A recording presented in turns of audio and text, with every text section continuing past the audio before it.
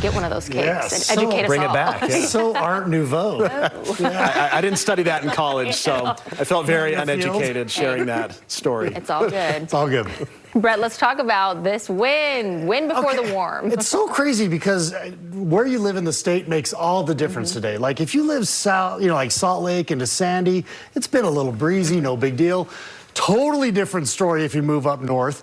Totally different story if you move into central and southern Utah. See, central and southern Utah, we have rain, we have snow, we have all kinds of storms going on. Of course, in northern Utah, extreme northern Utah, it's all about the wind. Now here again in Salt Lake, winds out of the east at 16, so it's not windy, but certainly compared to what we're seeing out there with 40, 50, 60-mile-an-hour wind gusts. Not a big deal here in Salt Lake. Mid-50s currently as far as temperatures. The pattern we have going on is what's known as a Rex block. It's an interesting pattern. It is a high pressure over a low pressure. You can pretty easily pick that out. And it's a blocking pattern, so that lets you know it's not going to be moving anywhere anytime fast. It also is blocking. Notice how all the storms have to ride well over that ridge of high pressure, so they're not going to be anywhere near northern Utah. The storm to the south is trying to push moisture into northern Utah, but again, you got the high pressure, so it's just holding it here into central and southern Utah, and that's why those two combined are also what are causing the winds. So really, it's all about the Rex block, and that is going to slowly make its way. It really doesn't leave the state until middle of next week, so it's going to slowly work its way out.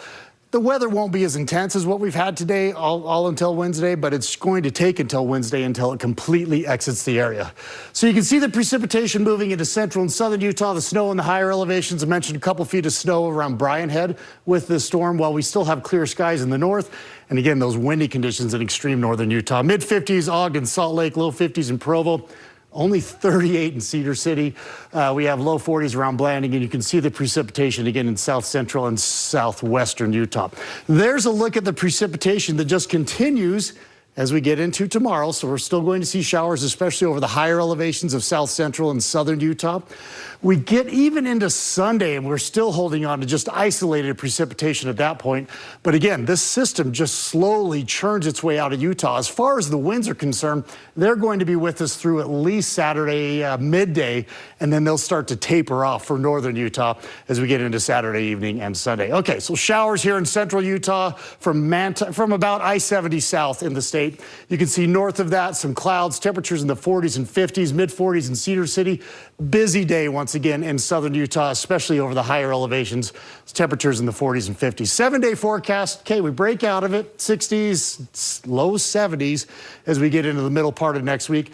Plenty of sunshine as that, again, that Rex block, that entire system, the high and the low move off to the east. For northern Utah, plenty of sunshine, decreasing winds in extreme northern Utah as we get into the afternoon hours. Here along the Wasatch Front, upper 50s in Salt Lake, mostly sunny.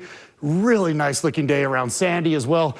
Upper 50s in Provo. So again, for Salt Lake, Provo, Sandy, areas like that, it's pretty nice. South of that, of course, we have the clouds and the chance of showers.